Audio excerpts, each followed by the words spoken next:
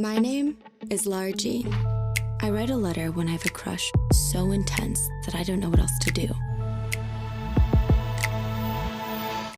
What is up, friends? It's Joelle. Welcome back. It has been a good minute since I've done a casual little chatty get ready with me. So Valentine's Day is coming up. As cute as it would be for me to have a bunch of sweet things to say to all the boys I've loved before, I haven't loved very many boys before and I don't have that many nice things to say. So what we're talking about is all the lessons I have learned from positive and mostly negative experiences with boys in the past. Since, you know, 5 p.m, perfect time to get my makeup on. Anyways, I feel like I give a lot of relationship advice on this channel, which is super fun and awesome. I feel like I get a lot of questions about relationships, but make no mistake, even though I'm in a happy and healthy relationship now, it definitely wasn't always the case. I'm also gonna just put captions for what I'm doing makeup wise, so that people here for the makeup, you got that. For people who are here for a little chat about relationships, you got that too. There are many dark times before I started dating my current boyfriend, Sean, or before I started talking about relationships on YouTube. So I'm gonna walk y'all through chronologically, I guess. A lot of these are honestly from high school, which feels like so silly and ridiculous, but honestly, it's those really young formative experiences I feel like that teach us about relationships and how we relate to other people. So I feel like it's always good to reflect on that sort of thing and make sure we're learning from those experiences as we're getting older. I think there's gonna be like 7 items total that I've learned from these humans. So we'll start with number 1. Number 1 is confusing friendship for romantic feelings. I feel like this is a tale as old as time when you have friends and you're, you know, somewhat physically attracted to each other. You get along super well, you're like, wow, this would be a great relationship. And I feel like that happened to me multiple times in the past. And it's not like I always acted on that and made my feelings known, my very shallow feelings known, but the times where I did, crashed and burned. Those experiences though were very formative in telling me that, oh, sometimes you could be perfectly compatible with someone, you could be physically attracted, but there are still some fundamental things, oftentimes for me, fundamental differences in values that prevent you from being romantically compatible. Like the things that I look for in a romantic partner are so different from what I look for in a friend. Also, I'm gonna be doing my makeup with the Animal Crossing colourpop collection today, which I'm so hyped about. I've been posting about it a lot on my Instagram, and I got this from work. So if you want to check out our video on As Is, one of BuzzFeed's channels, we do a whole unboxing and it's great and it's super fun. I will also say that the times where I didn't act on my feelings, I was so thankful for it, because those times when I did do something I always knew it's gonna go badly, but I did it anyways. I'm gonna bring y'all in for the eyeshadow. Lesson number 2 is I learned to not let people challenge my standards. Little story time where I get to kind of roast myself. In high school, I was really into this boy and we were low-key dating. Like, you know, you start those relationships where it's like, oh, we kind of have a crush on each other. But a few months into our relationship, it was kind of apparent that he wanted to do more physically than I was personally comfortable with. Right when we started, you know, dating, I had said, hey, like, just so you know, I really like you, but I don't want to have sex with you for both like religious and also just personal emotional reasons. Like, are you okay with that? Basically giving him an out, saying, you can leave and I'll completely understand. And of course he was like, oh yeah, totally fine, totally understandable, I respect that, let's date. However, as hormonal teenage boys go, it became very apparent later on that he was not okay with it, that was not chill.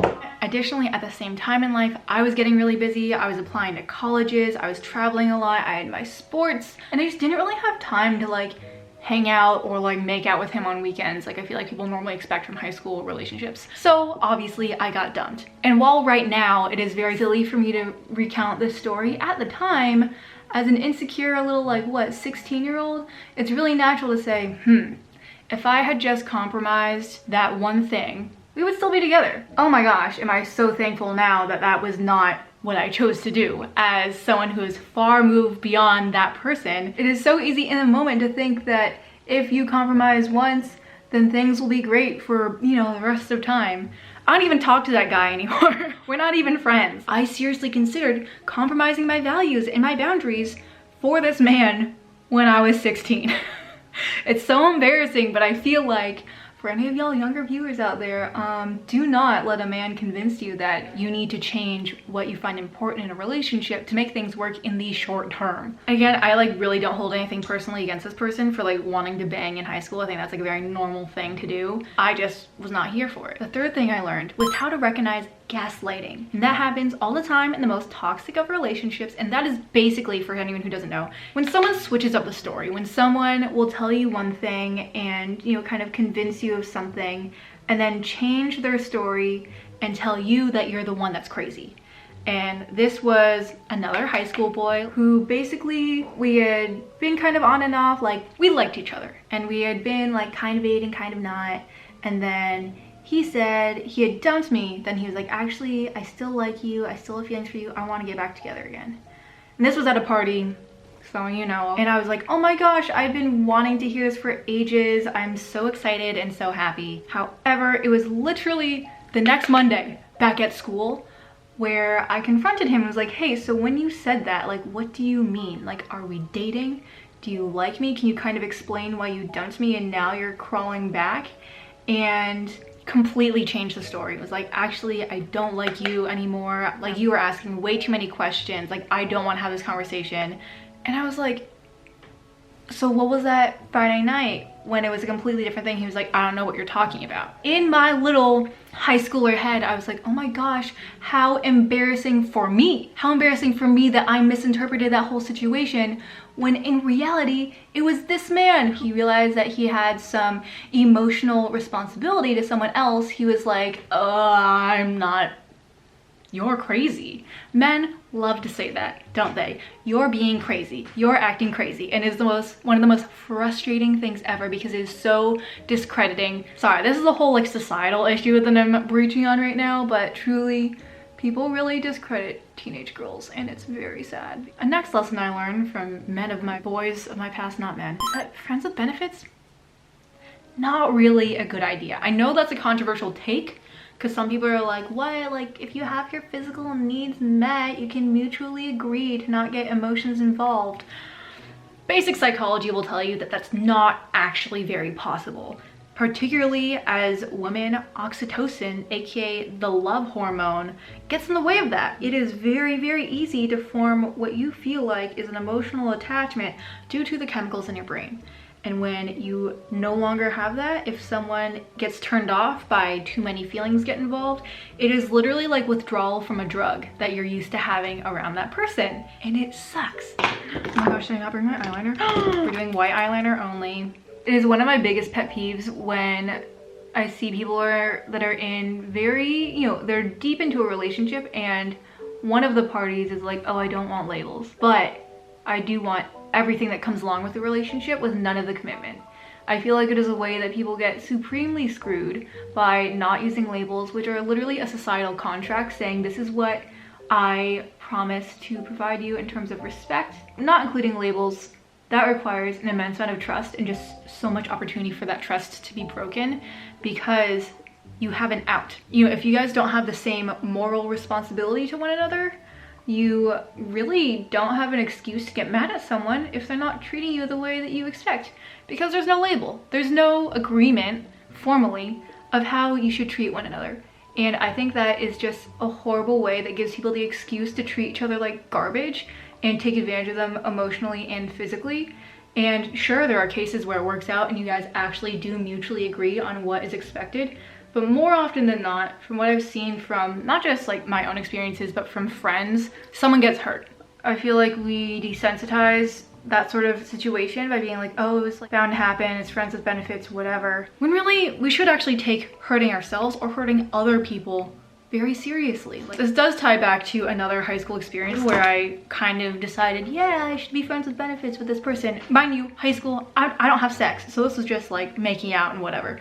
But I knew that it was gonna end very imminently, and I still was just like, yeah, why not? And I ended up hurting that person. So that was me being trash. The next lesson I learned from dudes is that it is unhealthy for me to cut off my emotions to protect myself, and that is a very natural response for myself personally. After dealing with like some of the biggest heartbreak I felt in high school, I was just like, you know what the solution is to this? No more emotions. I just won't feel anything for anyone. I'll never invest in someone else again. And this was actually a really pervasive school of thought amongst myself and my fellow girlfriends, of just being like, team no feelings, team cold-hearted bitch. Like, yes, it's a way to protect yourself, but also it prevents you from like literally living. And it also can really hurt or damage future relationships where you actually do need to be able to deeply invest in someone. I will also say that this totally backfired, because while I thought I was protecting myself, I also ultimately stopped caring about myself. And by that I mean that I started thinking, oh, it's okay, none of this will hurt me, so I will be reckless with myself. And that's dumb, because it is so important for us to respect our own feelings and to embrace them even when it's uncomfortable and even when it hurts. This leads me into the next lesson I learned, which was that I needed to be honest with myself about my feelings. And this goes multiple ways, where you can have negative experiences of not admitting interest in someone or care about someone, or the other way where you don't realize when you don't like someone. And this was actually an experience that happened a little later in life, kind of like throughout college, where basically someone who was a very nice person that I liked a lot as a friend, and I got really close, and he was in theory everything I would want in a longer term relationship. I just had to change my battery, but I forget where I was. But yes, this boy, great homie, but he told me pretty early on in our friendship that he had feelings for me, and that really freaked me out. There are a number of factors that made this even more complicated. One being that he was a few years older than me when I was in college, so I was like, oh my gosh, upperclassman. Two, that all my friends who knew this guy were kind of obsessed with him, and we're just like, oh my gosh, he's like my dream guy, Joelle. Like, how do you not immediately like fall at his feet? The third thing that made this complicated was that he kind of gave me an ultimatum, saying that like, if you don't want to date me, we can't really stay friends. And I was like, dang, that sucks, because I really enjoy spending time with this person. Like, I feel like I should like them, and I was so confused emotionally. I was like asking my pastors, I was asking my friends, like, what do I do? And because I was so like not in tune with my emotions, team no feelings, this made me an asshole, because I let that, you know, awkward time drag on where I would not give him a straight answer of whether I liked him back or not, because A, I was afraid to lose him as a friend, and B, I just genuinely did not know how I felt. Over time, it became pretty clear though that I think that if I like someone, I should probably know with no hesitation. But when I felt that and I realized that, I was too scared to tell him. And so I just literally ghosted him. And that is obviously one of the worst things you can do to someone. It is so disrespectful to him and to like our friendship and the time that we had spent together.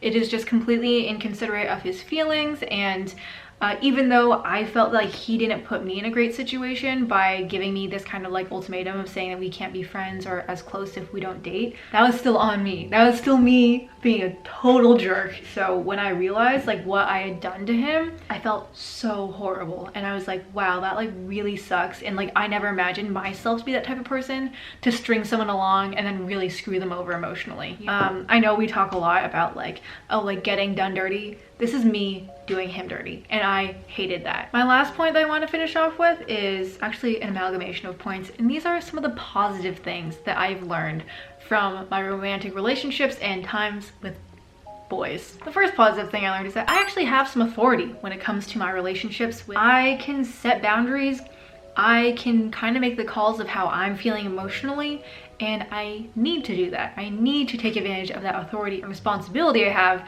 to myself and to the other person to have a healthy relationship. The second positive thing I learned is that I actually deserve a lot better than I thought. I had lowered my standards considerably for what I thought a romantic relationship would entail of after having, you know, a few negative experiences, especially with boys like not really respecting or valuing my physical boundaries. However, I am very glad to say with my current relationship, physical boundaries are something that we definitely agree upon and that we honor, and that is really important and like integral to our relationship, which is so lovely. I legitimately did not think that there was going to be a man out there that would agree to not have sex before we get married. And the last thing that I think I learned was my own resilience, that I am resilient to heartbreak and to negative emotions, that I can actually sit in those negative emotions and learn a lot from them, learn about myself, and then move forward. No man is going to never disappoint me. It is truly only God, only the Lord, that will not leave me hanging at some point. And that doesn't mean that I lower my standards for a relationship, or that, you know, I just let people, men, drag me through the mud. But it means that when I am disappointed, I know how to deal with that disappointment, address it in a, you know, level-headed way, and move on and learn from the experience and not let it utterly destroy me. Well, anyways, friends, this is the final look. But I want to thank you guys for hanging out with me for a little bit and just hearing me rant and basically expose all of my old dirty laundry and my tea of just my failures in past relationships and the things that I've learned. I don't know, I hope someone's able to get something positive out of this. If you guys like this format also of just a casual chatty get ready with me, I love filming these, so let me know if there's anything that you would like me to chat about, because I just like talking. Happy Valentine's Day for anyone doing anything special this weekend. I love you, Jesus loves you, and I'll see you in the next one. Peace.